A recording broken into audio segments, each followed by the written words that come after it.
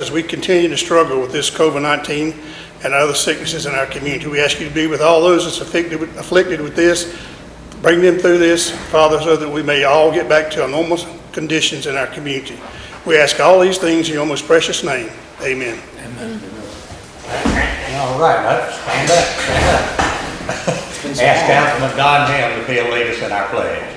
I pledge allegiance to the flag of the United States of America and to the republic for which it stands, one nation, under God, indivisible, with liberty and justice for all. Thank you, and you may be seated. Everybody but Kyle, I'd like for you to stand, please. And I've got something I'd like to read. And at this time, it is my honor to present to you Kyle Brewer, our town manager, in case there's anybody that didn't know, who has been selected as a recipient of the 40 Under 40 Leadership Reward, and that's from ECU. The 40 Under 40 Leadership Awards Committee, comprised of the alumni, the staff, and faculty, worked diligently to complete a competitive selection process of ECU's 40 Under 40 Leadership Award recipients. Consideration for this award is a tribute to each nominee's ability, to the ability of their ECU education in the following categories: research and education, health and wellness, public service, arts and humanities, and business.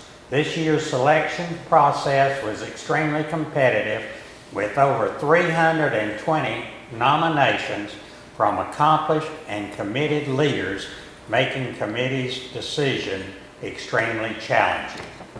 Pursuing passion and leading positive change through leadership and service is a hallmark of the Pirate Nation and of the 40 Under 40 Leadership Award. It is with great pride that we have selected the Kyle Brewer to be an awardee. And the 2021 class will be honored at the 7th Annual Division of Student Affairs 40 and Under 40 Leadership Banquet on April the 24th, 2021 at the main campus student center. That is, if COVID dies down. If not, it will be virtual. And they have, that means, let's see, 40 under 40. I know that the one word is 140 is under 40 years old, so that makes him a youngster in this room, right? You're right. But anyway, and it had to have been less than 40 years since he graduated, of course. But anyway, we certainly do feel honored to have you working for us as such an honorary recipient. And so,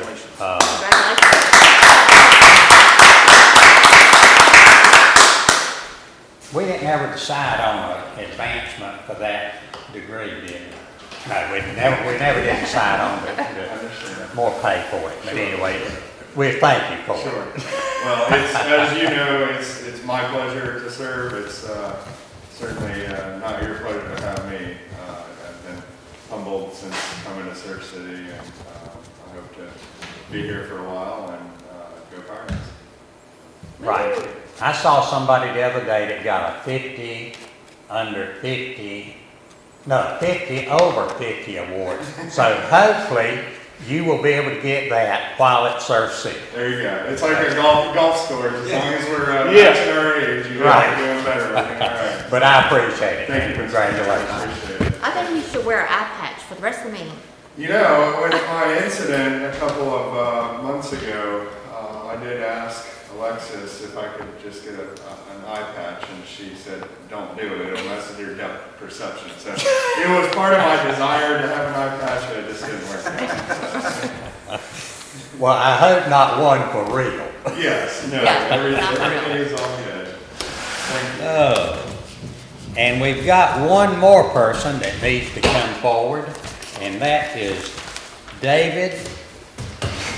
And, you know, we have always encouraged our employees to get further education. And we give them extra bonuses, I think, for doing more education. And we push them, we give them time to go get the education. And David has certainly accomplished this. David, in December, received his bachelor's degree from UNCW. So we want to congratulate you on that. And I don't think we quite worked a raise in on that either, just like we did. But anyway, we want to congratulate you on that, and very worthwhile. And I know you worked hard on it because you worked and went to school at the same time. So congratulations on that.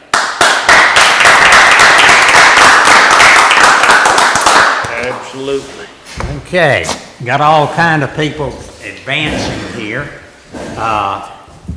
All right, now we'll get to beautification and appearance committee awards, which Jeremy Shugarts is the liaison for. And so I don't think we have anybody here for the home of the month, which is 1010 North Shore Drive. But if you get a chance, drive by and look at it. It is a pretty place, so especially for wintertime.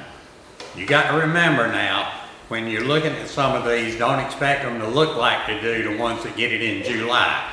The ones getting it this time of year has to do a lot more work to make it look that good. That's true. So anyway, we appreciate them having the award, and I believe we have somebody here from Diver Surfside Cafe. Is that right?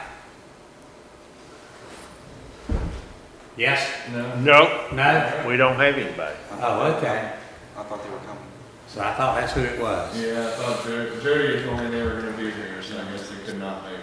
Okay. We'll see them tomorrow as well. So this is Diver Surfside Cafe, a brand new place that has just opened up within the last couple of months anyway.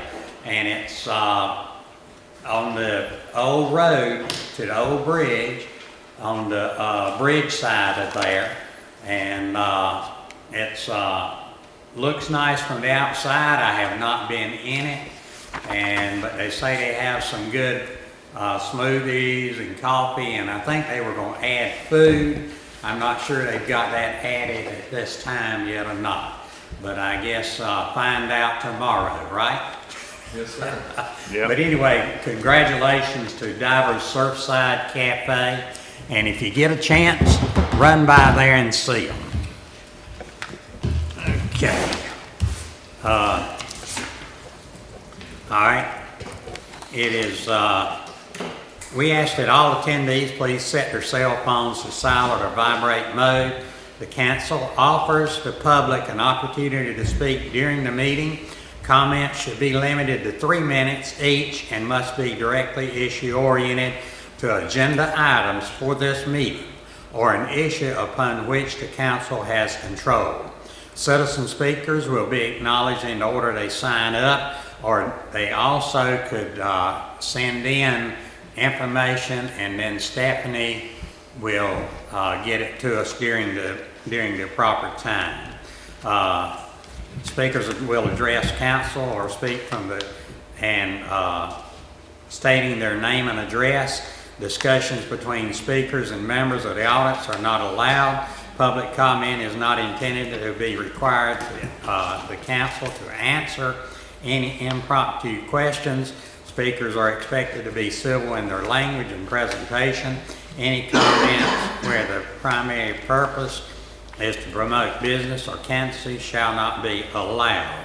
In accordance with the council's adopted rules of procedure, council members shall reserve responses, if any, for the council forum and the agenda. Okay, do we have a vote to adopt the agenda as set? I make a motion, we adopt the agenda as set. Do I have a second? I'll second. Okay, agenda adopted. Okay, approval of consent agenda. If you've had a chance to look at the consent agenda, do I have an approval to adopt the consent agenda? I make a motion, we approve it also. Second. Second. Okay, motion made and seconded and all approved. All right, so now we're to the public comment already. Do we have anybody that is signed up for it? Have you got Stephanie on there? We do not have any public comment for this meeting, thank you. Say that again, Stephanie. There are no public comments for this meeting, thank you. Yes, ma'am, thank you, I appreciate it. Okay, Mr. Manager, you got up right quick. Yes, sir. Thank you, Mr. Mayor. Happy New Year and good afternoon, council.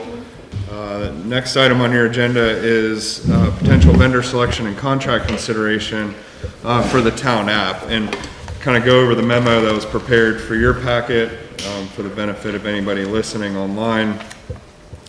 But essentially in November, the town issued a request for proposals, or RFP, for information technology services, specifically to seek qualified vendors to develop and implement mobile application development services for the town. The purpose of the services requested contained two primary elements. One was to provide consistent, clear, and up-to-date information through the deployment of mobile alerts and messaging to citizens and visitors of Surf City. And two, to provide for a mobile solution for parking management during peak demand seasons. Having a mobile solution to provide information to the citizens and visitors of Surf City will assist in providing immediate on-the-app notifications and communication consistent with current technology and methods of gathering information in a mobile environment. This will allow for the ordered and time-based communications where there is no lost messaging. It can help reduce the need to send text, emails, phone calls, and broad social media posts to communicate relevant information and details to the end user. A mobile application can assist in scheduling and coordination of events and activities based on user, as well as providing for a direct line of communication to visitors for things such as notices, regulations, and reminders for trash pickup or beach rules. The parking management solution provided by a mobile application will allow the town to deploy a strategy that is consistent with overall town messaging and branding. The proposal would implement a paid parking solution, which is driven by the mobile application usage and registration of license plate information. Public parking areas would be delineated into zones and can be adopted by council for implementation. A fee schedule determining parking rates, as well as certain town ordinances, will have to be amended prior to implementation. However, the deployment of this parking management strategy could become effective March 1st, 2021. Based on these desires outlined by the town, Auto Connect Inc., or Auto, has submitted a response which meets the intent and scope outlined in the statement of work.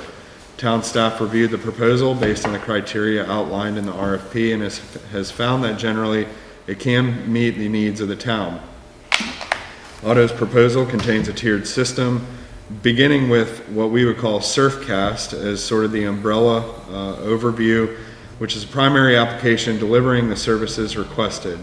Under Surfcast, features such as CommunityCast, ParkingCast, and SportsCast would be available for future deployment.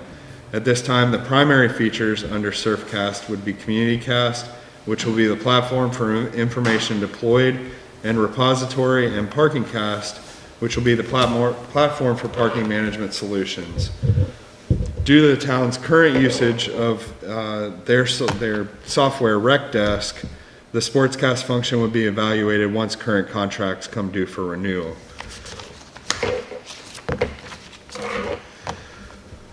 There's multiple items in here that were excerpts from the proposal that I wanted to include in the memo. Looking at Surfcast, again, that's the what we would envision as the overall umbrella for the CommunityCast, ParkCast, and SportsCast. Is a single easy-to-use mobile-based application web and cloud enabled, providing end-to-end support, management, and coordination of parking, any team, department, or activity-based group with local area specificity. Immediate on-the-app notifications and communications, ordered and time-based communications, again, no lost messages, eliminates the random text, email, phone calls, and social media blasts that we have to use to get the word out, and provides for a broader distribution and knowing who is linked to the city. Schedules and coordination of events and activities, again, we could consider things like the 3rd of July celebration and sending out a reminder that there's a gathering in the park. Participant types by group, which we had envisioned having a dual usage with this, being a resident of the town as well as a visitor, because there's two very distinct information sources if you live here full-time or own here versus if you're here for a week on vacation. We can also set up realty companies as a separate group as they manage their participants. And then, of course, the parking solution being a one-stop shop capability, being low-cost app-based solution for payment and enforcement, and also utilizing no capital equipment, for example meters or kiosks. As you know, I've talked to council about those liabilities and the very high upfront costs in this environment, the salt air. I do feel like we would need to be replacing meters or kiosks regularly. The core functions, communication, scheduling, registration, and payment. This also fits into some other goals that we have within town to bring a more online-based customer service for some of the services that the town does provide. So things like paying utility bills or paying fees or fines that might be outside of just parking can be implemented into the app. The Community Cast, which is an easy-to-use communication featured in Surfcast for either or both the city government teams and or local community. It would be part of the free app download with periodic updates, working with the town to identify appropriate private groups, such as administration, utilities, parks and rec, etc. And then working with the town to identify appropriate public groups, so all residents and owners, island residents, beachfront owners, utilities, parks and rec, government notices. One thing we can do is target and delineate certain areas of town for information to be pushed out that is relevant to them and them only. So an example I would provide would be beachfront addressing. We could define all beachfront property owners through our repository and send the direct messages to them. I would certainly envision reduced administrative time and direct communication with an end user on something that a good majority of us are used to utilizing, your smartphone or cellular device. We would ultimately give the participant the options in which they want to opt into or opt out of. So again, for example, if you have a news application on your phone, you can opt into what alerts you might get or opt out of certain alerts, and this would be the same. So if we had a water main break and somebody really doesn't care about that, they do not have to get the notification if and when we implement that feature of the application. Another one that we have talked about and something that I would like to see to fruition would be simplifying our emergency access or hurricane reentry, using a mobile application to display a unique identifier through a QR code or a scan, so that residents, if in the event we had to vacate the island due to an emergency situation, reentry could be managed through something like this. Also, in the event that mobile application or mobile services were down, we would want to look at what that unique identifier is, and we could print that on a utility bill, say for our high peak hurricane season. So if somebody, maybe their battery died on their way back to their home, but they knew that they had a utility bill from June, July, August, and September. That QR code or that scan could be directly pointed towards their property ownership and residency of the town.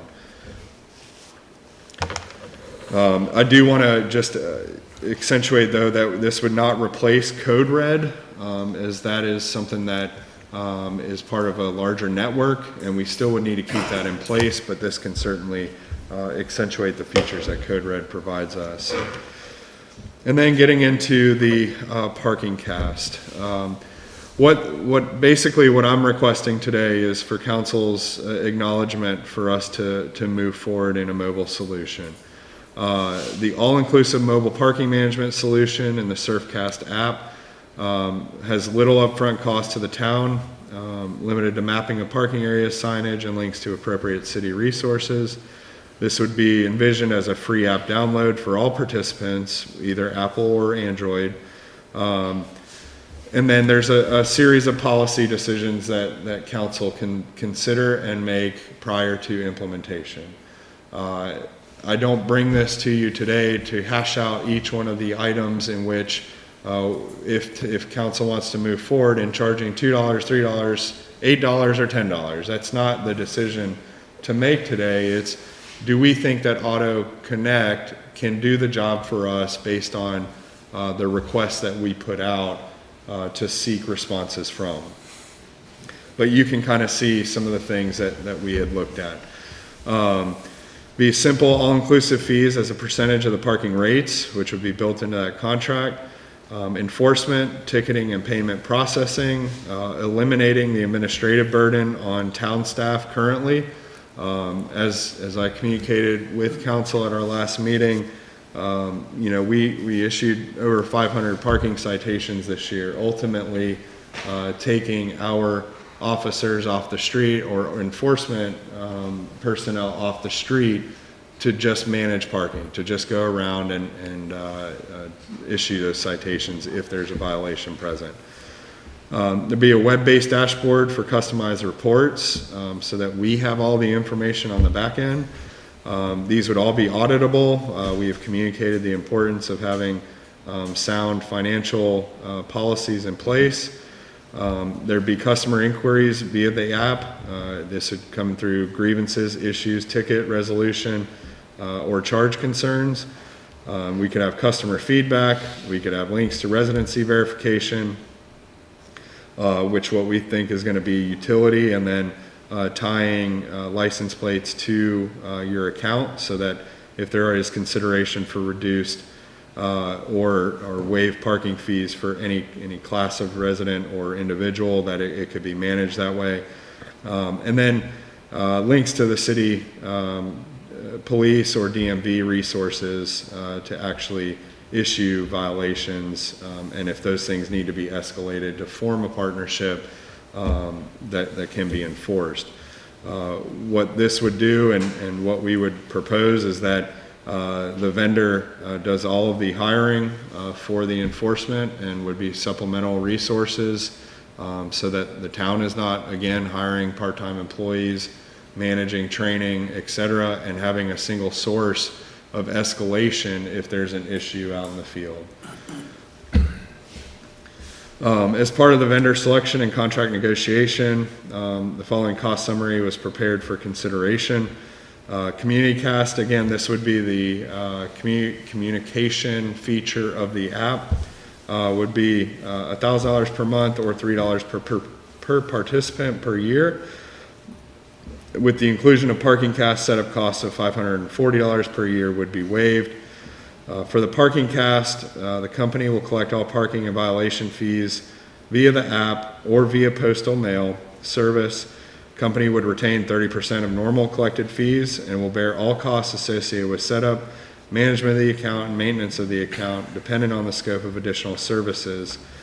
For example, frequency of enforcement. If we found that we needed to beef up that enforcement above going out, say, 4 times a day to go check parking, we could do that and negotiate that with the vendor.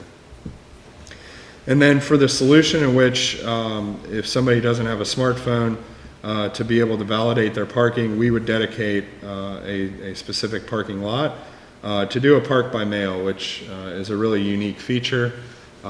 So just as if you were driving on the Durham Expressway, a toll road, you would have the capability to park. We will scan the license plate and send you an invoice in the mail. This would be managed through debt set-off if it ever got to that point, which we already have that infrastructure in place through the finance office.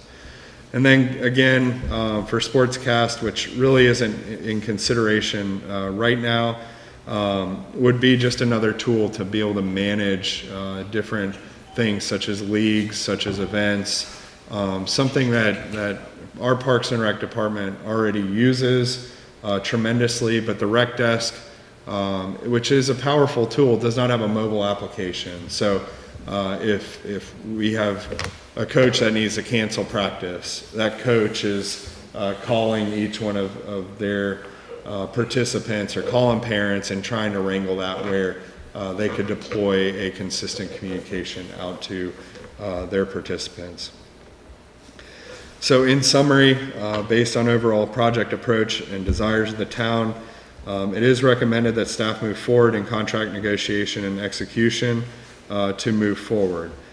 If approved, staff will present at the January work session options and details on features, policy direction, and ordinance amendments to incorporate a parking management solution for the town.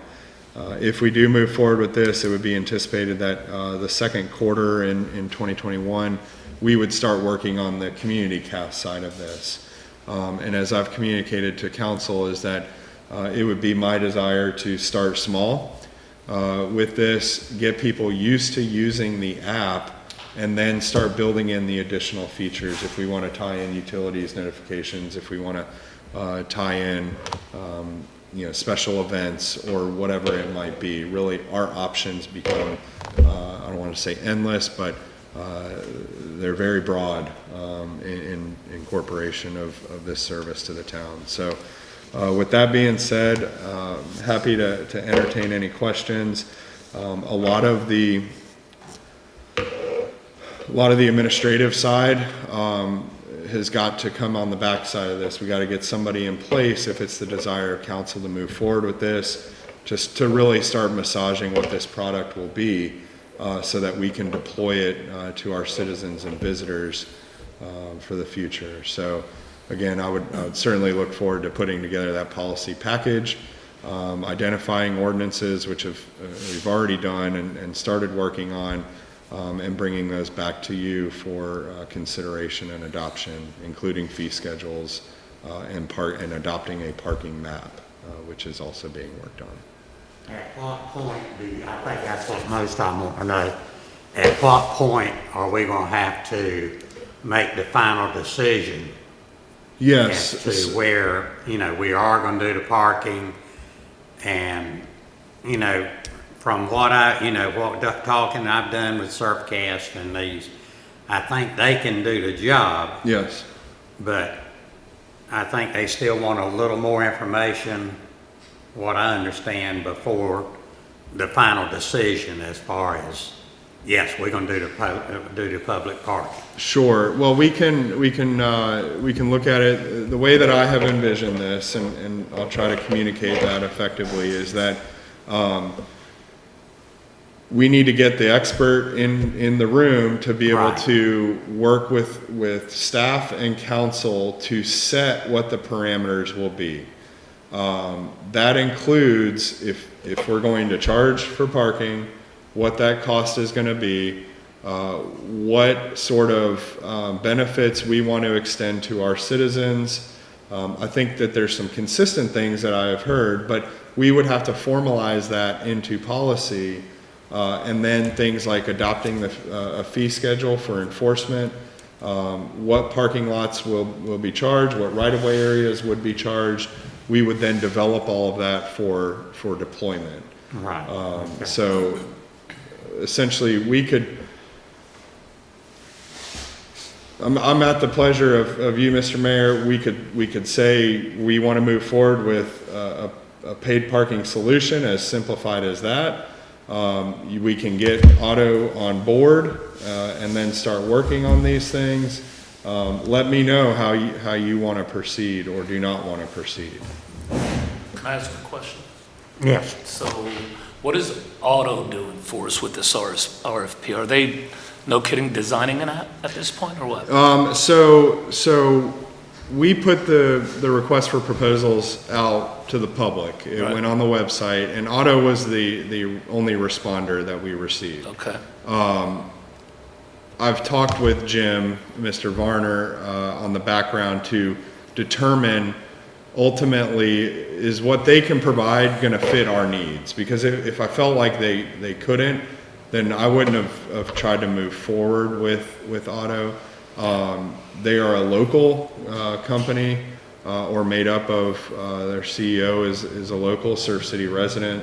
That's another added bonus, in my opinion, is I can literally reach out and touch somebody, and this doesn't go into some big tech somewhere. But yeah, Auto is fully prepared to start moving forward. No, because you talked earlier about different vendors. I guess then they're the only vendor. That's correct, yes. So with that said, what is this moving forward gonna cost us? So moving forward on the parking solution, On the mobile app? on the mobile app is going to be $1,000 per month is what we would look at the high end of that. And that's to formulate our communication and have a method in which we deploy that communication. The only reason I'm asking this is, it just, to me, it appears like we're having a cart before the horse. For them to put a lot of effort in this big parking solution thing. Sure. And then we end up not going with parking, it was a waste of time. Well, that's why I wanted to. Yes, I think we need to really come to an agreement on if that's the road that we're willing to take, and then move forward with Auto to design the application that's needed, so not to waste their time and our residents' tax money on something that we're not gonna need in the future, potentially. Sure. We need these details you were talking about. And I agree with Councilman Torres. We're not ready to make that decision. We haven't made that decision yet, and we don't need to spend money until we find out exactly what this company's going to provide us and what it's going to do. And that's the details you were talking about. That's what we don't know at this point. I said, well, at least I don't know. Y'all, some of y'all may know, but I do not. And we need to know that information. We need to know exactly how it's spelled out and what it is and what it is not, so we can make our decision without bringing them. And they should be willing to come to a work session in here with us and tell us that without us having them commit to putting them on board. Yes, sir. If they can't, then my feeling is we don't need them on board. Yes, sir. And that would be, in my communications with Mr. Varner, I will take full responsibility of that, because I didn't feel it appropriate for him to come in here and us talk about the details of what they can provide prior to selection. If we select them, we are not obligated to pay anything, and we don't have to pay anything until we make a decision on the community cast side of it. So ultimately, what my intention would be is that if this becomes a priority for the parking management solution, we would set those parameters, and they get paid nothing until the day that they enforce the first parking. And then we hold off on the community cast if that's what council would like to do, until we are in a position which we know and see and we can touch and feel and all of those things. So that makes sure I understood you now, because I don't misunderstand. No, absolutely, yeah. You just said that we wouldn't pay anything until the first parking violation was issued. So we don't pay $1,000 a month into the first parking, is that correct? That's correct. So the way that their proposal was set out is that the community cast side is has the per month price tag on it. The parking cast side of it is a per violation or per parking fee percentage. 30%. Okay. I think I understand what you're asking. I would be comfortable giving the green light for us to have the discussion with Ortho about paid parking, but we're not ready to do that until we find out. To Yes, me, sir. I'm not, until I get the details. Yes, sir. I want to know what the fees are. I want to know the whole 9 yards. Absolutely. And that's something And I don't know any of it. and that's something I will need the guidance of council to help provide, what I anticipated doing is providing you a full skeleton of options, and then we can start going through and say, okay, well, here's the fee schedule.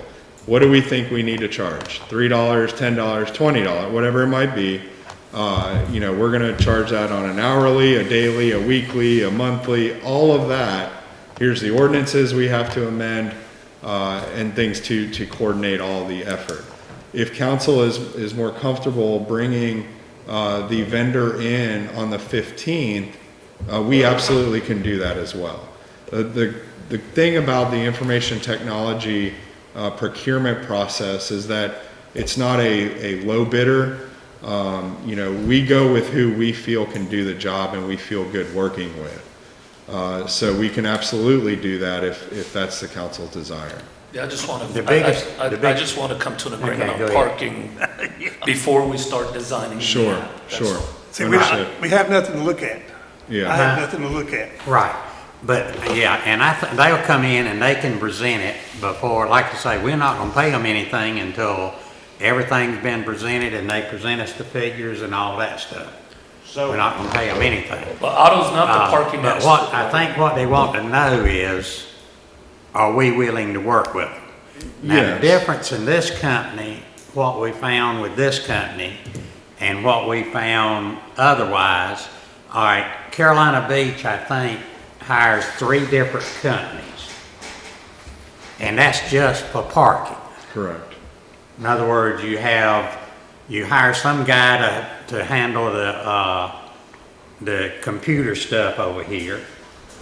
You hire somebody else to keep up with the parking. And then you hire somebody else to do the fines and all. Those are town employees? There's- So those are town employees? No, There was they're all- the they're one all- town employee, I think, that managed the financial side of it. Well, they did finally do, but they're still working through Yeah, that company in Canada. yes. I mean, they still use them. That's for the kiosk system. Right, that's for that the they- kiosk stuff. Yes, So that's what I'm saying. What we're doing here is one company will handle that. Plus, if we want to, then they can handle the Comcast or whatever you want to call it. Now, Carolina Beach, right, they don't have that. They don't have the Comcast. Of course, it is $1,000 a month, so we'll have to decide whether it's worth that or not. But it would be the same company that's doing the parking. yeah, and So, hopefully they could pay for that easily with part of the parking. I would not suggest moving forward with CommuniCast without the parking cast Right. this fiscal year. Yeah. If we didn't go with parking, then I wouldn't recommend we roll right into the CommuniCast, because that is a cost to the taxpayers with just the mobile application. Right. And I think we would need to evaluate that, and that's, I think, is the benefit of Yeah. looking at this package, is that we have revenue coming from parking, we have a value-added benefit for our communication as a town, and we have a revenue source to address that cost for the town. Whereas, it would just come out of general fund coffers to pay for an app. But I'm in agreement with all of you all. I think what they need a presentation from Surfcat, or no, what's the name of it? Auto Connect. Yeah. Yeah. Anyway, they need a presentation from that. I mean, they have no idea what you're talking about. Really. Sure. I don't think, do you? My question, Doug, is We don't this. even know where the parking spaces It- are. Are we, I'm like Mr. Torres, are we putting the cart before the horse? And what are we actually approving or trying to get approved today? Sure. If it's the parking, we don't have enough particulars. No.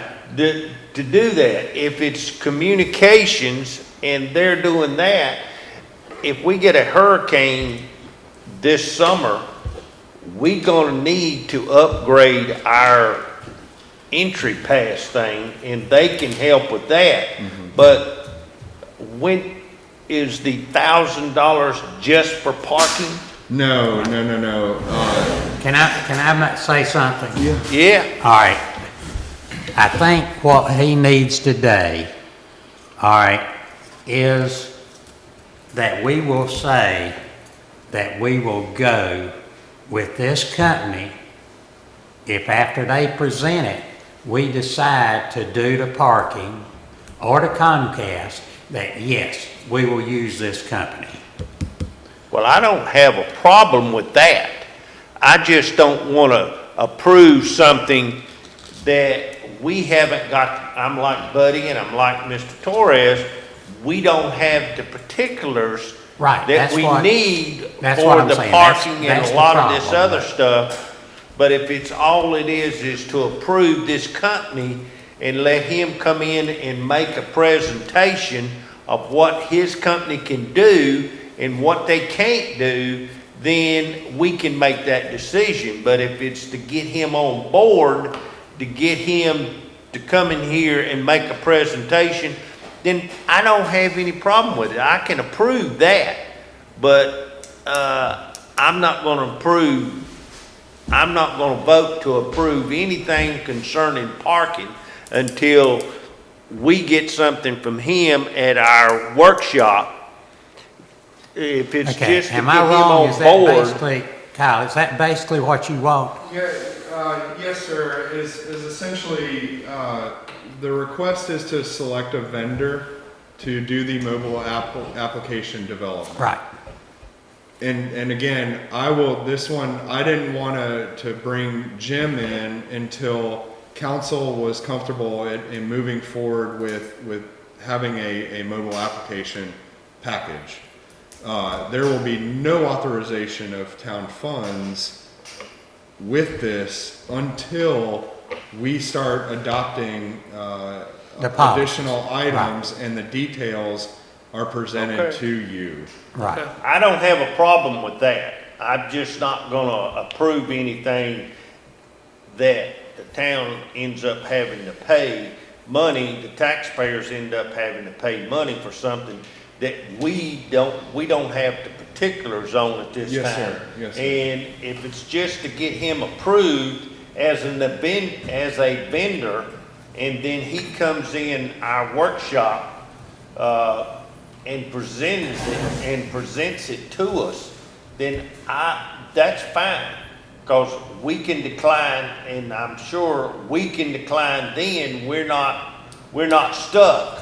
Yes, We sir. have the opportunity, if we don't like what they're doing, we don't have to go with them. That's correct, and I'm fully confident that the vendor will come to that January 15th meeting with things that you can touch and feel. And I think that will help us move forward with making that decision. And I apologize, because it is very difficult to bring something to you that we can start massaging without knowing ultimately the capabilities of what they can do with it. So, Yeah, and before we bring the vendor in though and start a debate over a parking thing, we need to get the parking thing resolved. sure. There's no reason why the vendor needs to, he can brief us on the ability of the app to track 600 spaces, to charge this amount. The charging is not gonna be up to him, right? That's gonna be up to this body. Through And the adoption, approval of whether we even go down Right. the paid parking route is gonna be up to this body. So That's correct. who is gonna present us the information we need for the parking discussion? Not the app. The No, app, that will. those that are will two be separate me. things, I believe. Absolutely. That will be me, Okay, once we have the details worked out with it. okay. Because I need for y'all to see and understand what it is that we can deploy, how that interaction will work with the end user. The last thing, and this is appointed when we went to Carolina Beach, I wanted the mayor to register or register a vehicle Yeah. for paid parking. So We will bring the company in on the 15th to give a presentation. I will also continue working on setting up the parameters in which we need to know yes or no, or X or Y, or whatever it might be, to be able to move forward. And then a series of adoptions of resolutions to establish the program can come to you at your meeting in February. Okay. That would be a timeline that I think would be I think achievable. I what think they we basically need- is to be able to hear from them. Yeah. What they can do Yes, sir.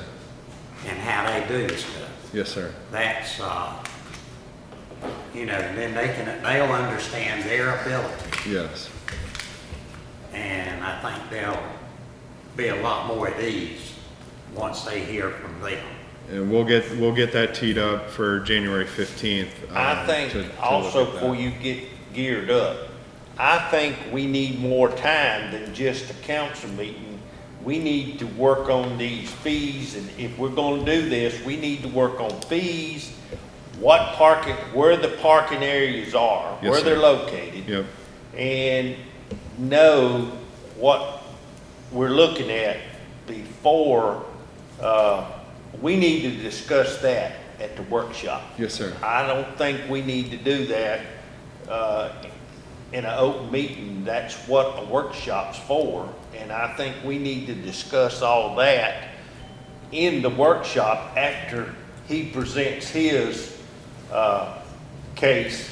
Then we go start working on if you would have that ready, then we could discuss where we're gonna charge, where we're not gonna charge, who we're gonna charge what, and who we don't charge. Yes, absolutely. And I think all that needs to be discussed at the workshop. Sure. And then once we get to details like we want it, the picture like we want it, Right. then present it at a council meeting, and then it's up for discussion. But I don't have any problem approving this person as the vendor and let him come in the 15th and present his package. Yes, sir. Okay, do I have a motion to approve, Auto Connect. I'll make a motion to approve. I'll second it. Do I have a second? I'll second it. All in favor, raise your hand. Motion carried. Thank you. Let me say this on closing to that. Let me take us down memory lane. We as a council have yet to decide whether we're gonna have paid parking or not. This has been a discussion among us as a council. We have listened to the community. We were told to go out and see what we could find out. I have people on both sides. I have those that want the cake and want to eat too, as well as some of y'all do as well. Some want paid parking, some don't want paid parking. That's a decision we've yet to make. And I think that decision that we'll need to make on that is going to depend on what this presentation and the stuff you bring in and where our parking is going to take place at that we charge for. Now, we also have right-of-ways, and you said you have to address our ordinance and stuff to that effect too. We also have a code enforcement, and we, being the council, some of y'all new to it, don't know this or may know this, but it wasn't your doing. We have people that's in the right-of-way with hard structures. Shouldn't be there. And when we start doing our cleanup and start this process, and God knows I hope it doesn't happen while I'm on the council, but it's going to be a holy nightmare. They've got to move this stuff out of the right of way. And some of the complaints we get now about standing water come from people's flower beds and stuff basically in the right of way. So we have a lot to consider here. We have not made any decision, and we're looking at this, and I think we're going back to the mayor and Mr. Torres' statement.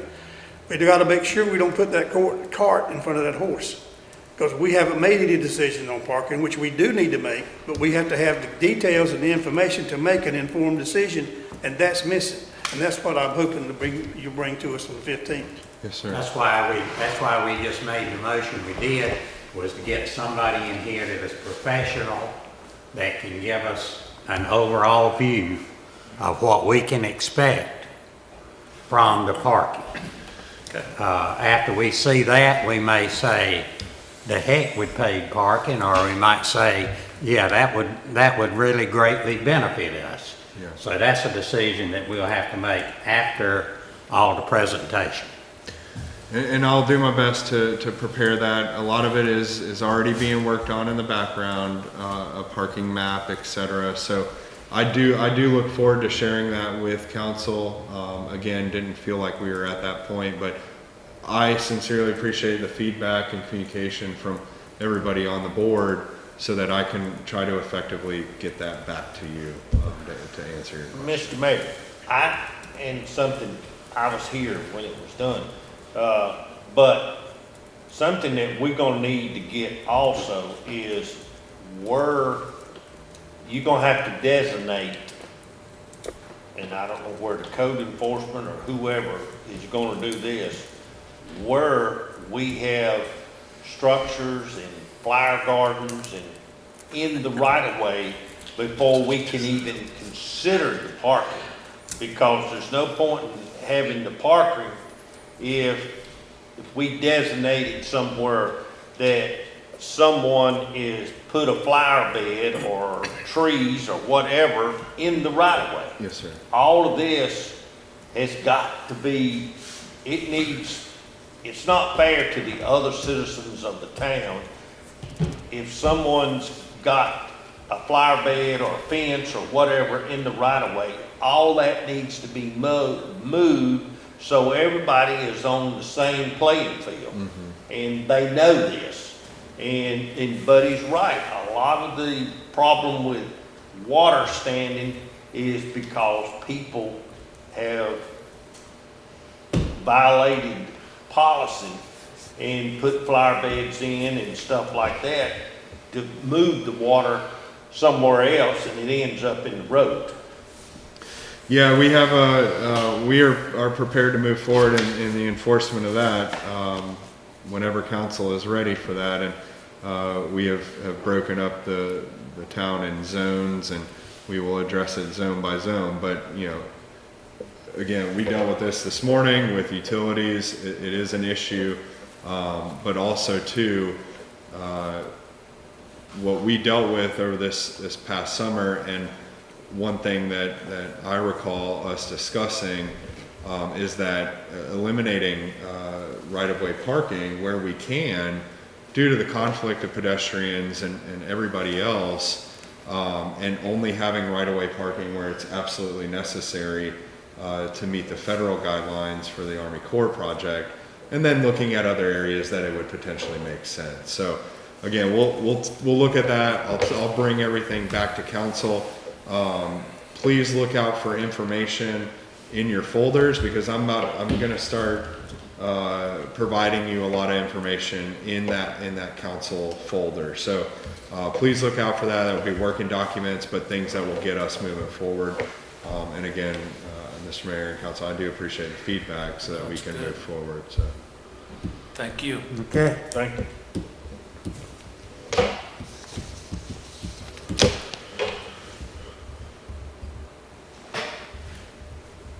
Is that all you've got? You got anything else? Not on that item, no, sir. Okay.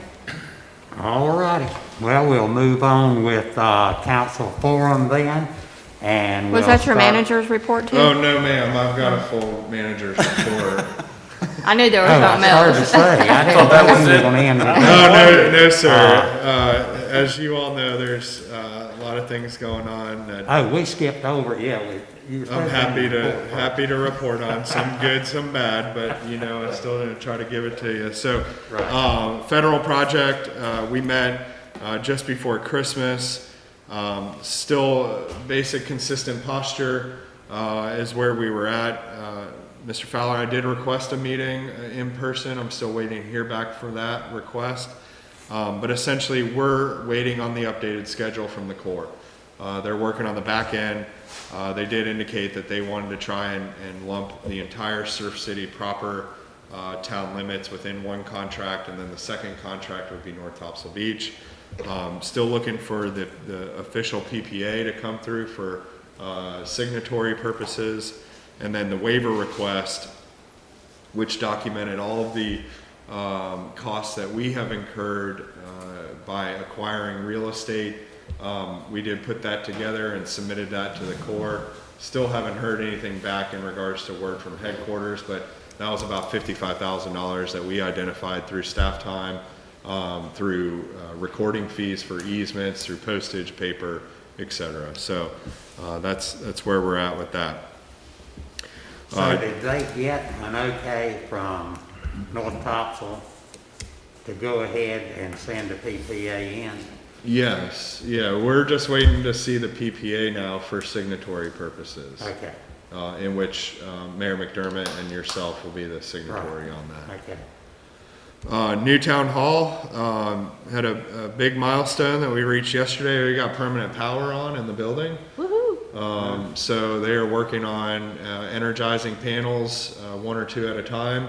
And then we'll have HVAC running, which will in turn allow us to start working on interior finishes, set and tile and other flooring options and laminate and all the good stuff. So They got all the roof on. yeah, that'll be done in a week. It's been a pretty slow process with the standing seam metal roof, but that should be done in about a week. And all the third-party inspections have been coming in. They have been reviewing the work that is done by Highland Roofing. As you'll recall, we hired a third-party inspector to make sure that that roof was put on according to manufacturer specs. Over the next 2 weeks and ongoing really is completing the siding and painting. As you'll notice, the first coat of paint is up. They will be doing another one. Completing the roof and the gutter install, as well as the precipitation lines. We made a decision to sort of hide those precipitation lines that will be coming from the ceiling or from the roof. So it'll just look like another downspout coming through. It'll look good. We've got the feeders to the generator. The generator is there. If you want to go look at that, it's a big diesel generator in the back with the wall around it. On the interior is energizing panels 3 and 4, which may have already been done. Getting heat pump 2 going. The ceiling grid install, which has been ongoing, basically the ceiling tiles. Once those are in, then the final cassette, which is the individual regulated HVAC in each of the offices, the final adjustment on that can be done. Shower units in the restrooms will be completed, and then pull in the wiring for low voltage and then the conduit for the eventual communications tower. One thing we did have this past week was a surprise, and construction projects are always like this. I'm going to get the details and share those with you, but just in verbal communication, there is a new regulation that requires a test to be performed interior of the building for emergency communications. So basically, if police or fire were responding to an emergency, they can communicate to the outside world.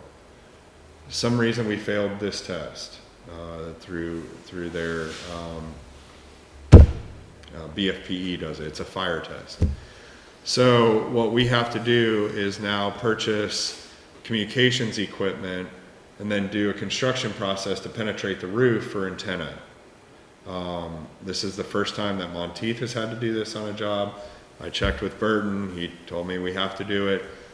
Good thing is that Price is a very giving individual. We do have some money set aside in utilities fees because I wholeheartedly felt that we should pay our system development fees tied to the building.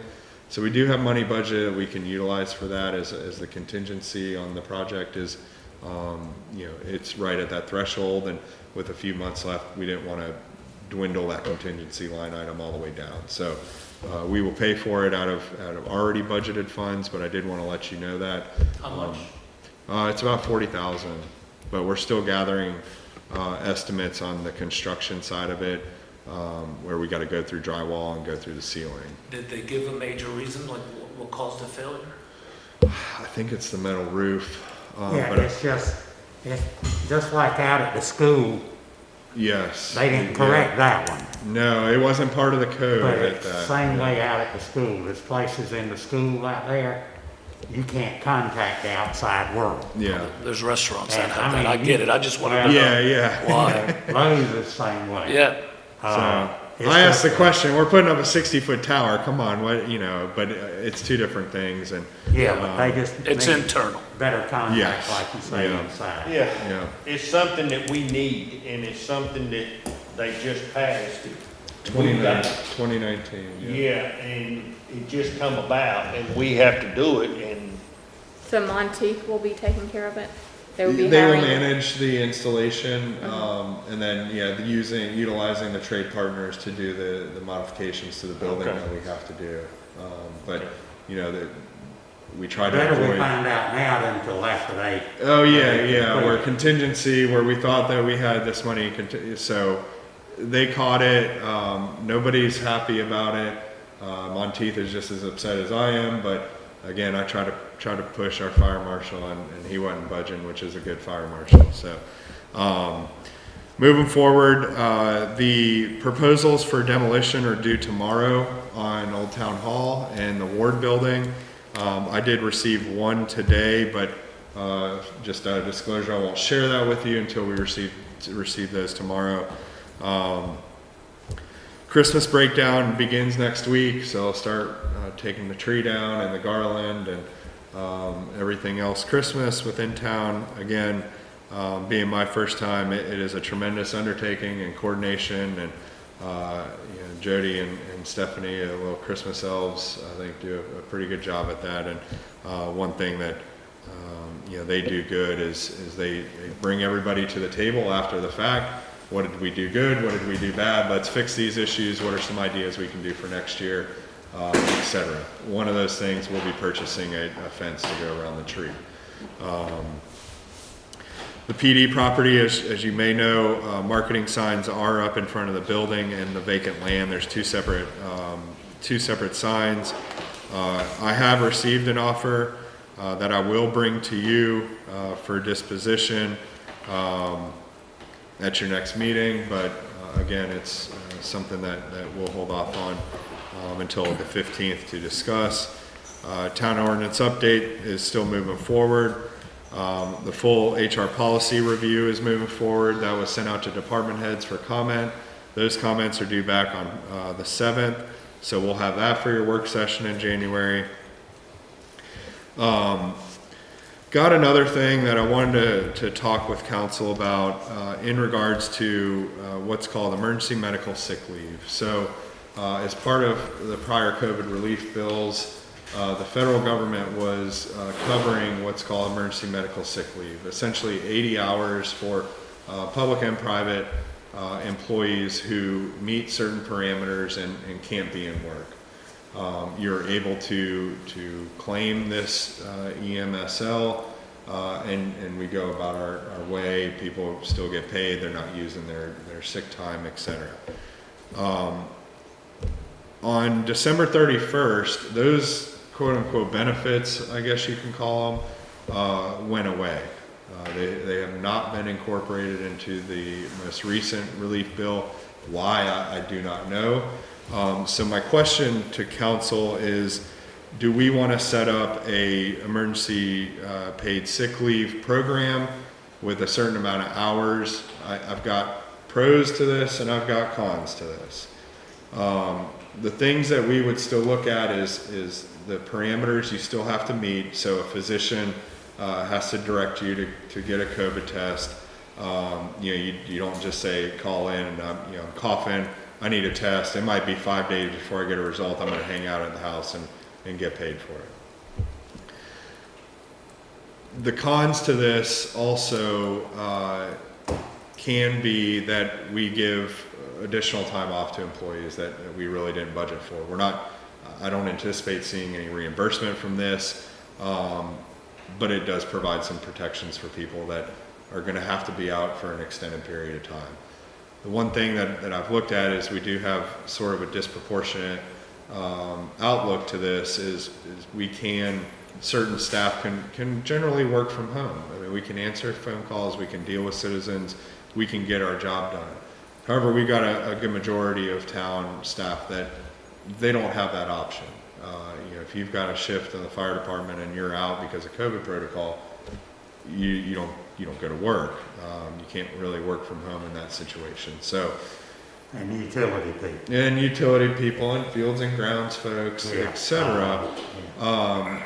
And if we take something like this away, I don't want to see people ignoring potential symptoms, ignoring knowing that they were, in direct contact and coming into work because they might have limited sick time or don't want to use sick time or whatever that might be. So it's a double-edged sword, and was wondering if council had any thoughts or opinions on this in providing that. Since March, I did pull a couple of numbers for you.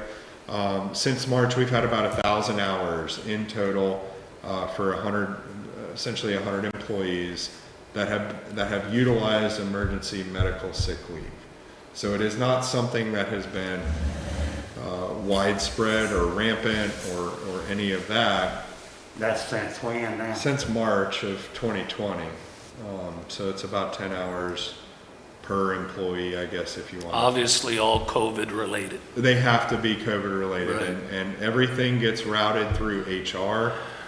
So if you get a call from somebody and says, hey, we hung out yesterday, the first call for an employee needs to be to HR. Yeah. HR goes through these parameters.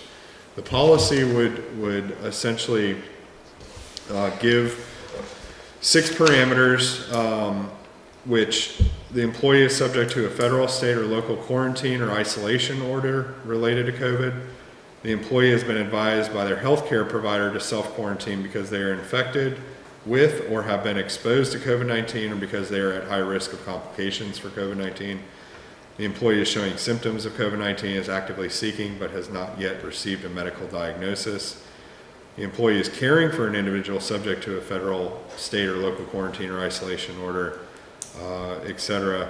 Employee is caring for his or her son or daughter because the child's school or child care facility has been closed, or the child care provider is no longer available because of COVID-19 related reasons, or the employee is experiencing substantially similar conditions as specified by the Federal Secretary of Health and Human Services in consultation with the Federal Secretaries of Labor and Treasury. So there would be parameters tied to it. Again, it wouldn't be just, I don't feel well, I'm going to take several days off and claim it as emergency medical sick leave. Right. And then if you get somebody that has constantly gets in contact with somebody, Yeah, I mean, that's another concern. I mean, I Yeah. don't bring this to you as a, I just think that, I agree, because there's a lot that don't, I've been very good about going to work, keeping our door locked, going home, and then bam, everybody's at a party. And then they want to come back to the office. It's like, no, don't come back in here. Stay home 10 days, and whatever you do at home is on you. You can pick up the phone, you can work if you want to, but don't, someone has to take some responsibility. Sure. Not saying that, there are people that don't heed the warning, but there's, I've had a lot of friends and family that have passed away that, it is serious. What if tomorrow every city employee can get the COVID shot? We're not going to make them get the shot, but if they're sick, we're still going to pay them to stay home. Is that correct? Yeah, absolutely. Yeah. So If we're they not have gonna, sick- we're not going to pay them to get the shot. They have sick days if they are truly sick. If they have sick days that Yeah. are built up, do they have to use their sick days first? Not according to this. Yeah, this would be a separate. So we're set giving them aside. additional sick days. That's correct. Yeah, yeah. So again, I don't. My question is this, I know, I won't mention, but we had an officer or a fireman that the doctor told him, my understanding, and John Burton can correct me if I'm wrong, we had one that the doctor told him to go home for 10 days. And I don't want to see him lose that 10 days pay or have to take 10 of his vacation days. And he was on the job and he took the initiative to go. And evidently, I don't know for a fact, and I don't know if anybody can tell us for a fact, but I know he hadn't missed any time at work until the doctor told him to go home, and then he had to go home. Sure. When did this happen? Burton, are you listening? When did Junior go home?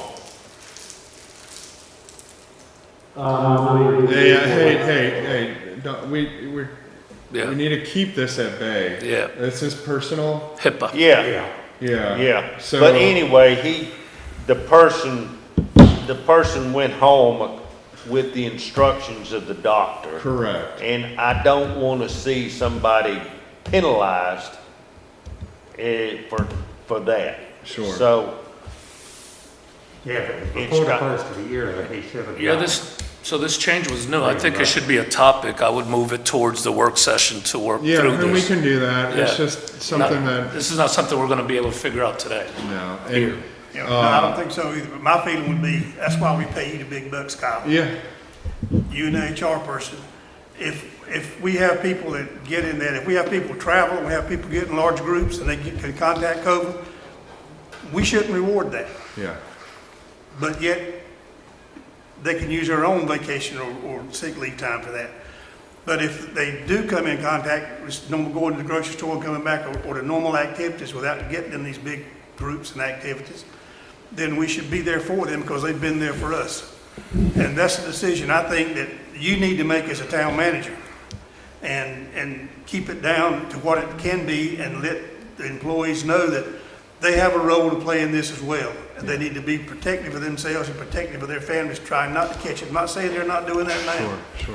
I'm just saying if we're going down this road and that's what you've asked us to do, then they have to make some sacrifices as far as getting in these crowds and these activities. And I know that they've been cooped up a long time and they want to get out and have fun too. But we've got to have a cutoff date, and you got to figure that up. But you need to come to us with a plan on how you're going to do that, and let us give it back to you, and you execute. You got it. That's basically what I think. And we have a policy drafted on it, and I'll continue to review it. Again, the way I look at it, as I've always looked at it, sick leave is a benefit that the town provides, or any employer provides, because we get vacation time as well. So I will continue to review this, but thought it was something I should bring up to Yeah. council, that we It's a don't change. have those protections anymore Right. as employees, and so it's something new, and it will come up, and we'll deal with it and we'll manage it. But What are the other municipalities doing, do you know? it's going to be all over the board. The county, Pender County, is not doing it, but that's I can check on other places. And we've had people that have haven't been back to work. North Topsail Beach, I don't think is their doors, I don't believe are open. I think they're still all teleworking except for their frontline employees. And that was the first question I asked is, well, can we apply this to our frontline employees, but we cannot separate class of employees through the administration of this policy. So again, I'll continue to work on it, but I just wanted to bring it to your attention. Yeah, DOD just extended telework to the end of June, Yeah. for your awareness. And then the private companies, large companies, they've also have updated their employees that benefit has gone away. Sure. Yeah, and I just become, my professional thoughts is I become very reluctant in it because we do serve the citizens direct. I mean, we're about the most direct governmental entity that a citizen is going to come into contact with. So it is important to me to be able to provide that customer service, but to what extent that we're providing protections to our employees too is a good If question. you look at it, the number of our frontline employees is the majority of them anyway. Yeah, absolutely. especially the fire and police. They're subject to it every day. Yeah. I know at one time the fire department was going out on, like, when the rescue was called, and then they stopped. Have they continued back, like, No, that's still, no, if it's if we know for a fact, John, correct me if I'm wrong, if we know for a fact that it's COVID related, our firemen don't go in.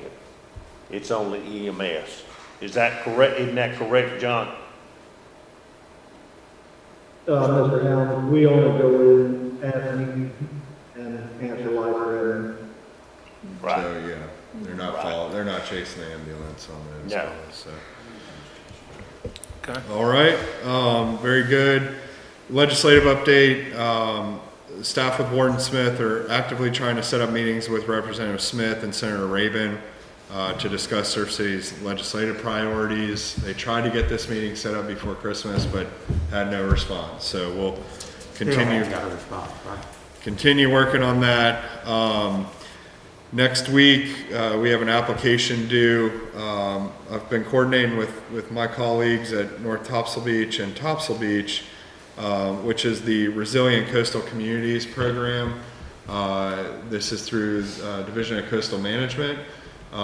There's no cost to the town other than staff participation, but it's sort of a pilot program that they're working on. The first two phases will be public engagement and then strategy development and identifying potential resiliency projects. So that could include elevating a pump station out of the floodplain, or doing a retro of a park to address stormwater issues, something like that. We felt that the three towns are all very similar in our exposure to the elements, natural hazards, etc.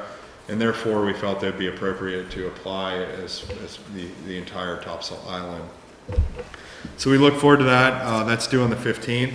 As we work through phases 1 and 2, then we would hope to be invited to apply for phases 3 and 4, which potentially include funding for design and engineering and implementation. So we could actually see a project get completed with that. Another piece of good news, I just got an email right before I came over here. DOT has received approval to move forward with the drainage study at South Shore to re-engage WK Dixon. I let Price know. So I'm expecting communication back from DOT as to how we're going to get that ball rolling again. And then last but certainly not least is that we do have a budget workshop scheduled for the 15th. I'd anticipate we do have an agenda building for that for discussion on multiple topics, but we also have a lot of things to cover. So we'll discuss the fiscal year 21-22 budget. Just as a reminder, this is an introductory overview to frame the upcoming budget process. As we're only halfway through a fiscal year, it's really hard to start looking at revenue projections for next year. We're probably going to try to hold off on that as long as we can. To meet expectations of our expenditures, but that'll be again a limited meeting. We are going to hold that off-site up in Seeds Ferry. So I think Stephanie has sent everybody the information. So it'll be another busy day that we've got a lot to go over.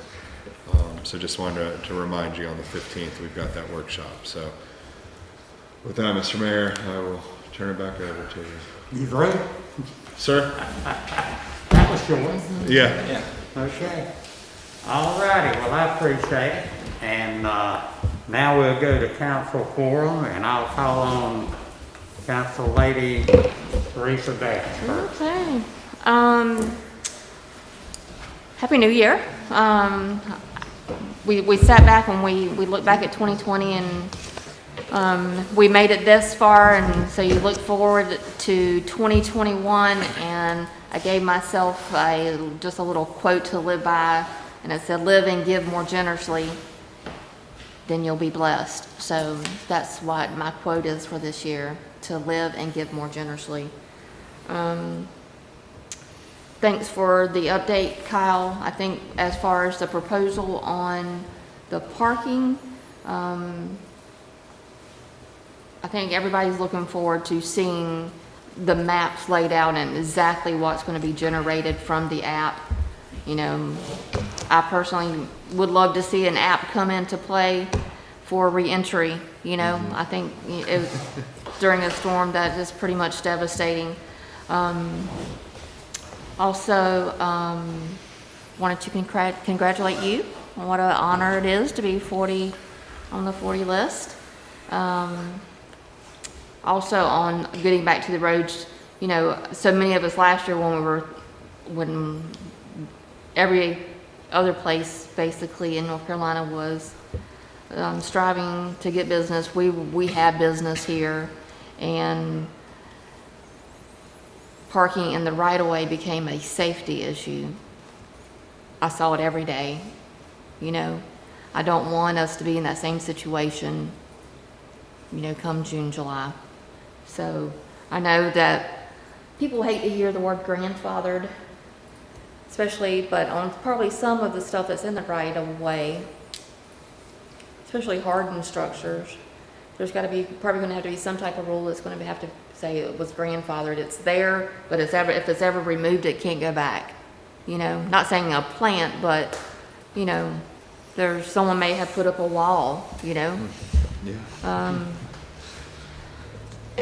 So I know that's going to be a struggle for us to get through. And then I had received an email just before I came to the meeting from the sample adoption resolution for the Southeastern North Carolina Regional Hazard Mitigation Plan. And it looks like FEMA is still in FEMA's hand, which doesn't surprise any of us, but they're working on it. And the state passed it back in September, and they're looking and preparing and to move it forward as soon as FEMA does pass it. So that's something that very well could be coming on our agenda in March. I think it's like a 957-page document. And I'm sure James will come through it with a fine-tooth comb. There will be Surf City specific policies Yes. in there. Mine got narrowed down to 8 pages. Okay.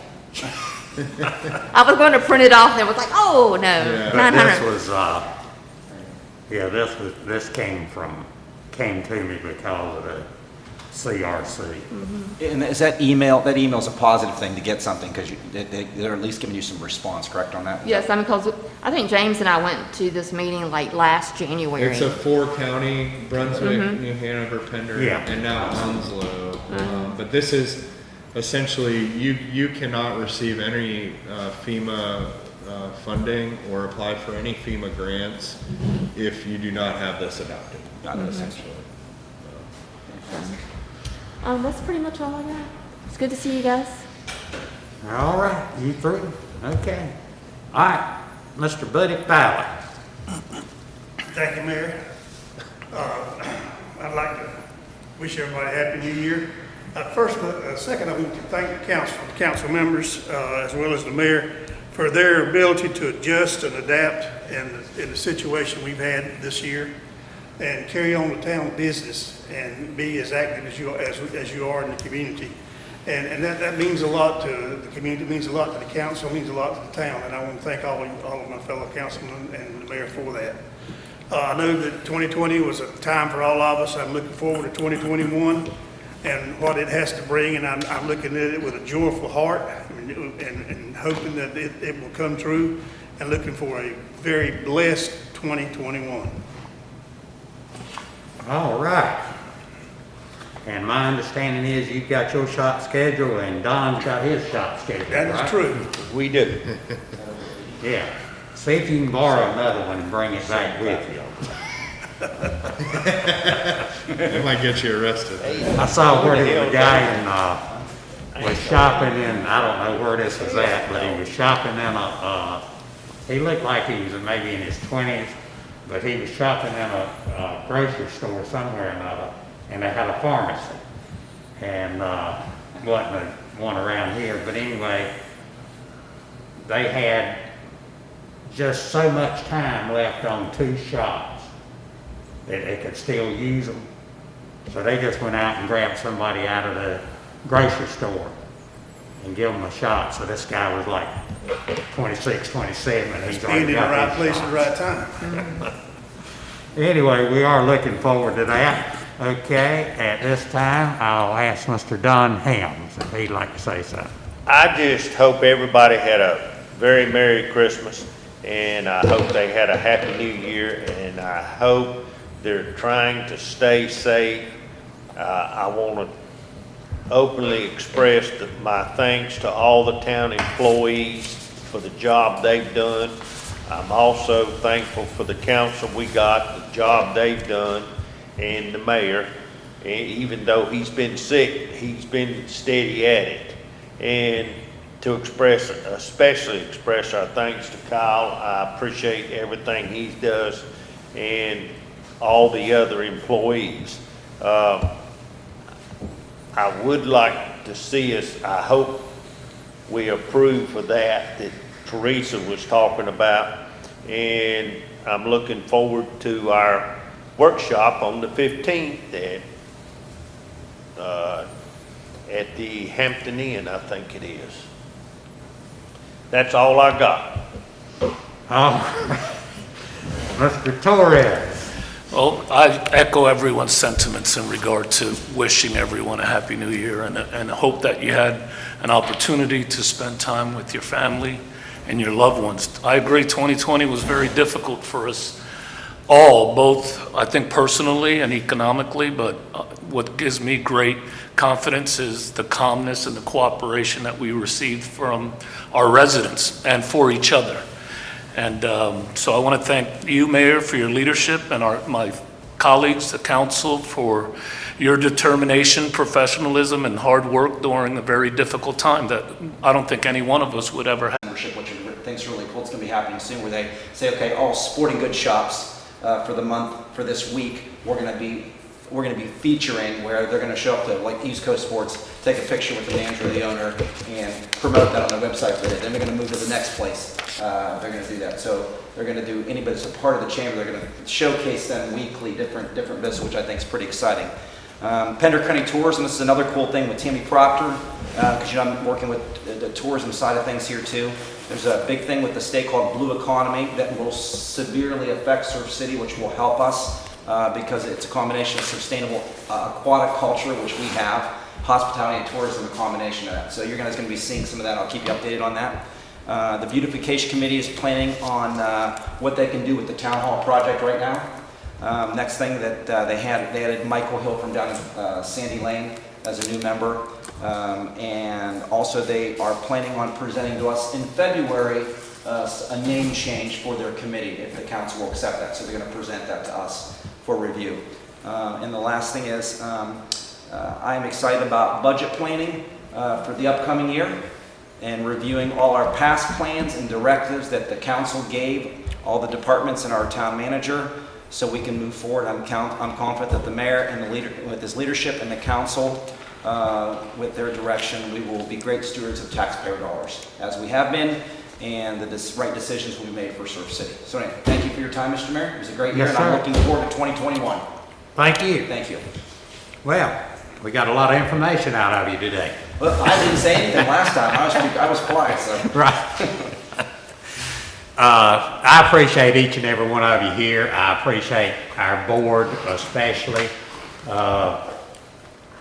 You know, if you listen to our board, everybody is trying to put their best into the board. And I appreciate that.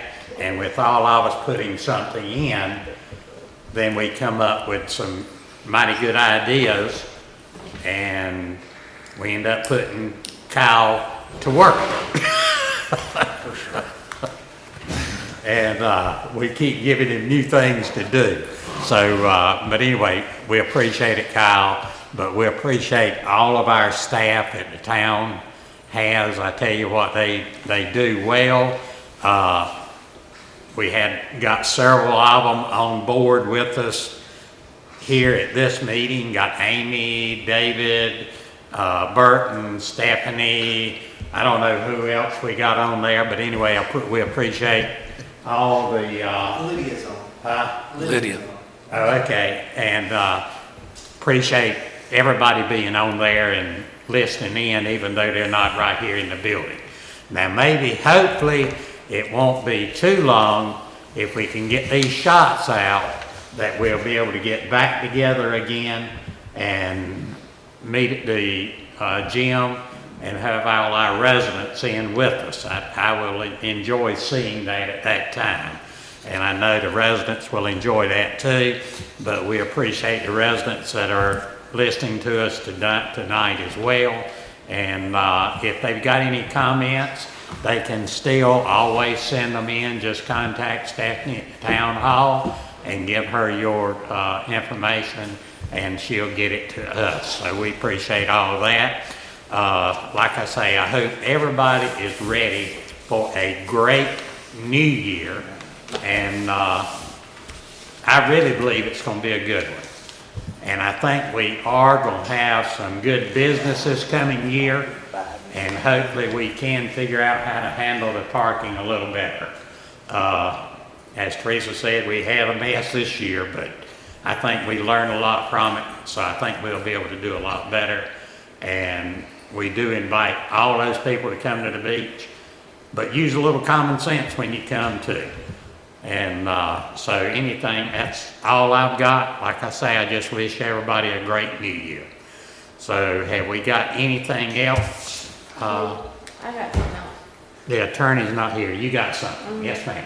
So we had that little Christmas brunch that was really nice that week, that all I think the staff, did a gingerbread house, and they had some other activities. They had a hot cocoa bar. It was really nice to, let all the employees know that we appreciate them. But you were sick. Right. And I think maybe Mr. Fowler was under the weather. Yeah. But we were there, and it was Dwight's birthday. And you guys missed Yeah, it. that's right. Yeah, we sang happy birthday to him. Yeah, we hadn't even listened. Twice. You want to sing happy birthday? Dwight. Let's do it. Yeah. Happy birthday to you. Happy birthday to you. Happy birthday, dear Dwight. Happy birthday to you. Thank you. That's 3 times. You don't look a day over. Thank you. And anyway, but I appreciate all of you being at that luncheon, and I'm sorry I couldn't be there. I understand the food was great and all but I understand that our town manager, as proud of him as we are, he let the police beat him out on I'm not above the law, sir. I'm not above the law, so. But now the police had a little bit of an advantage. They have a professional baker that is a policeman. Yeah. So they had a little bit of advantage on the houses when they did the houses. So anyway. Hey Doug, I just want to say, at that brunch we went to, even though you and Councilman Fowler were not there, it seemed like you were there because this council is so united. Right, I know. You know what I'm saying? Appreciate And it. it seemed like, is that right, Teresa? Yeah, Just yeah. Dwight, we sat together, we Right. represented you all. And I it was know that great. y'all spoke for us very thank you. well, and I appreciate that. All of you did. Teresa even prayed, buddy. Huh? Teresa even prayed. Yeah. Teresa did the praise. Yeah, she said Yeah, God I is did good. a lot of She started talking. off, God is good, God is great. She said, no, Teresa, we need a little bit No, more I confession. turned off. I pledge allegiance, and I was like, oh, no, I that's did the wrong. Pledge of Allegiance, and she did the prayer. Yeah, you did Yeah. good. Thank You you did a for good what job. you did. But anyway, we appreciate it, and I hope everybody had a good time at it, and it's did. great to get our town employees together in a relaxed atmosphere sometime, and just let them get to know each other in that kind of atmosphere instead of the everyday hectic stuff. So we do appreciate the town for putting that on. I think there's a few of them still waiting for some cornhole rematches. Oh, yeah. Sure. Coming up in the fall. So, Oh, I did so good. No, don't say anything, Jeremy. Not saying nothing. Okay, do we have anything else? Make a motion, we adjourn. Second. All in favor, say raise your hand. All right, let's go. Thank you. Oh, and there was one thing I wanted to appreciate this guy, these laptops that we've got, that we're using. I appreciate that a lot. Yeah, they're awesome. Thank you. I'm using mine all